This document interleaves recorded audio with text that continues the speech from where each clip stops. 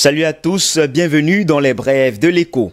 Après Orion, l'héritage des Kori Odang, le tout premier jeu vidéo made in Cameroun réalisé en 2016, la start-up Kiro Games annonce la disponibilité de son tout premier jeu sur Play Store. Ce nouvel exploit survient après la mobilisation d'une enveloppe de 190 millions de francs CFA dans le cadre d'une opération de levée de fonds par crowdfunding lancée en 2019. Intitulé Le responsable Mboa, ce jeu, explique Olivier Madiba, le promoteur de Kiro Games, marque l'entrée du studio camerounais de jeux vidéo sur le marché du jeu sur smartphone en Afrique. À en croire la start-up Kiro Games, à peine disponible sur Play Store, le premier jeu sur smartphone made in Cameroun fait déjà des heureux. En moins d'une semaine, le responsable Mboa a été téléchargé plus de 3300 fois avec des avis extrêmement positifs sur la qualité qui épate, souligne ainsi le studio. Dans le cadre du financement participatif initié en 2019, Kiro Games affirme avoir levé à ce jour environ 190 millions de francs CFA auprès de 258 actionnaires sur les intentions d'investissement de 473 millions de francs CFA de 693 personnes. Depuis cette levée de fonds, Kiro Games a notamment livré des bandes dessinées de Orion sur Amazon, mais rien n'était encore disponible dans le domaine du marché smartphone, souligne ainsi la start-up camerounaise.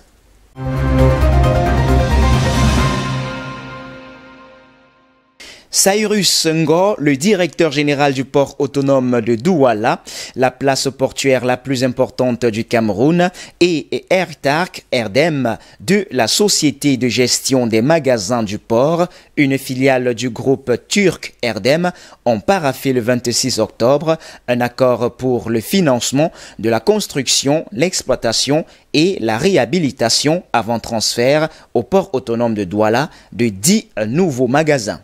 Selon les informations recueillies auprès du PAD, le coût du projet est estimé à 16 milliards de francs CFA. Au terme du contrat de 25 ans, l'autorité portuaire gagnera plus de 8 milliards de francs CFA et 10 magasins neufs sans débourser le moindre franc CFA.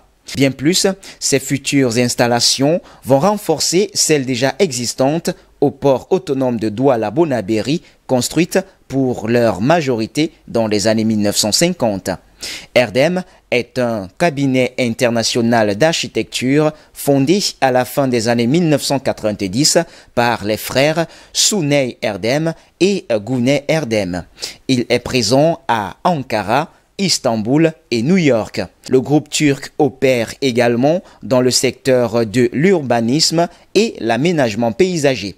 Aujourd'hui, ce cabinet d'architecture emploie environ 50 architectes travaillant sur des projets à travers plusieurs pays.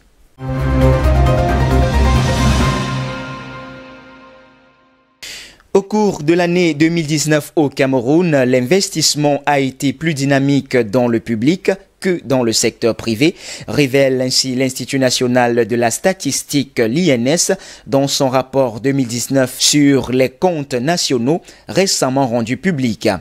Dans le détail, apprend-on, au cours de la période sous revue, l'investissement privé a ralenti, passant de 9,6% en 2018 à seulement 7,4% un an plus tard. Dans le même temps, souligne l'INS, les dépenses d'investissement dans le public, elles, ont rebondi de façon exponentielle. Concrètement, elles ont progressé de 11,4% en 2019 contre moins 3,1% en glissement annuel. Cette évolution s'explique d'une part par l'augmentation des dépenses d'investissement public en matériel et appareils électriques, en matériel de transport et en meubles, et d'autre part par l'accroissement des dépenses en capital de l'État en vue de l'achèvement des grands projets d'infrastructure, en particulier celles liées aux prochaines compétitions internationales de football, à savoir le CHAN 2021 et la CAN 2022, analyse ainsi l'INS.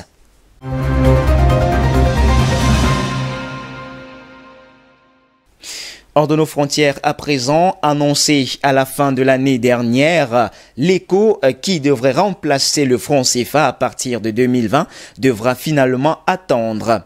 Mis à part les réclamations de la disparition du franc CFA de la part de certaines organisations de la société civile et de certains économistes, les usagers actuels de cette monnaie au quotidien s'expliquent rarement.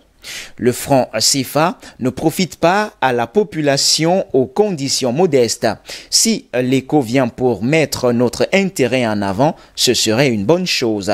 Mais s'il n'y a pas de différence entre l'éco et le franc CFA, il vaut mieux rester au franc CFA. Pourquoi changer si c'est la même chose, déclare ainsi Viviane Amani, qui veut que son pays et ses partenaires de l'UMOA aient la maîtrise totale de leur monnaie commune.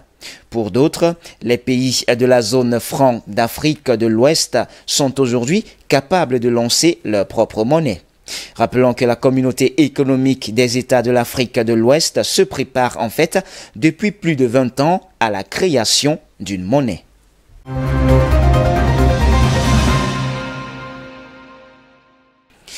Et puis, une nouvelle, pas des moindres, en bourse ce jour. Volkswagen a annoncé ce jeudi avoir renoué avec la rentabilité au troisième trimestre, signe du redressement du marché automobile après les effets désastreux du Covid-19 au printemps dernier.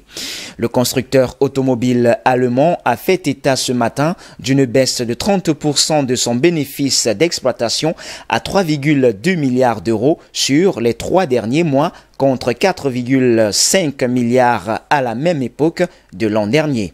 Sur l'ensemble des 9 premiers mois de 2020, le résultat opérationnel a reculé à 1,7 milliard d'euros contre 13,5 milliards un an plus tôt sous l'effet de livraison en baisse de 19% à 6,5 millions d'unités. Sur le troisième trimestre, les livraisons du premier constructeur européen sont cependant restées quasi stables d'une année sur l'autre, soit moins 1,1% autour de 2,6 millions de véhicules. Vers 10h00, l'action Volkswagen cotée sur le DAX de la bourse de Francfort s'inscrivait en hausse de 0,4% alors que le titre de son concurrent Daimler progressait de plus de 0,9%. Eh bien, c'est tout pour les brefs de l'écho de ce jour. Mesdames, Mesdemoiselles et Messieurs, merci de nous avoir suivis. Les informations se poursuivent sur nos antennes d'IBS Télévision. Restez donc des nôtres naturellement.